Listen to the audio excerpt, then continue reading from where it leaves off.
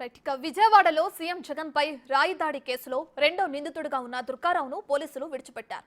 అర్ధరాత్రి ఇంటి దగ్గర విడిచిపెట్టి వెళ్లిపోయారు. ఈ కేసుతో తనకు ఎలాంటి సంబంధం లేదని దుర్గారావు అంటున్నారు. ఎందుకు అరెస్టు చేశారో చెప్పాలని డిమాండ్ చేస్తున్నారు ఆయన. నా పేరు వేముల దుర్గారావు. మొన్న మంగళవారం సాయంత్రం 5:30 గంటలకు టాపాగూడ సెంటర్ టీ క్యాంటీన్ దగ్గర నా బండి పెట్టుకొని కూర్చుంటే సడన్గా సివిల్ పోలీసులు వచ్చి కారులో ఎక్కించుకొని తీసుకొని సిసిఎస్ 1 టౌన్ పోలీస్ స్టేషన్ వెనక సిసిఎస్ పోలీస్ స్టేషన్ ఉందంట. అది నాకు అక్కడికి వెళ్ళటానికి తర్వాతే తెలిసింది.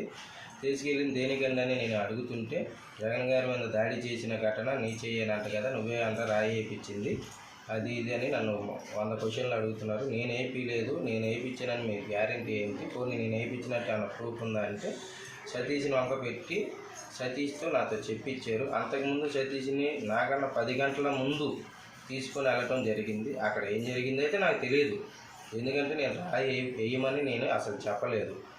దానికోసం 4 రోజులుగా నేను అక్కడే ఉండి పోరాడుతూ ఉన్నాను. నీ వెనక ఎవరన్నా ఉన్నారా, ఎవరన్నా ఏమన్నారా, నువ్వు టీడీపీలో తిరుగుతున్నావు కదా. అవును అన్నాను. నువ్వు టీడీపీలో తిరుగుతున్నావు కాబట్టి నువ్వు టీడీపీ నాయకుల్లో ఎవరన్నా ఏమన్నారా, లేదా మీ ఉమాగారు ఏమన్నా ఏమన్నారా? నేనే అయినప్పుడు మా ఉమాగారు ఎందుకు ఏమంటారు నేను అడుగుతున్నాను ఈ క్వశ్చన్. నేనే ఏమన్నప్పుడు వేయలేదు అన్నప్పుడు ఉమాగారు ఎందుకు ఏమంటారు అని నేను గట్టిగా వాదించడం జరిగింది. వాగ్దానం గట్టిగా జరిగినాయి. కొద్దిగా నన్ను గట్టిగా బెదిరించారు. ఇలాగా ఎవరైనా ఉన్నారని చెప్పండి, మీ నాయకులు కానీ ఎవరైనా ఉన్నారని చెప్పండి అని గట్టిగా అడిగారు. నేనైతే మాత్రం వేయలేదు కాబట్టి నేను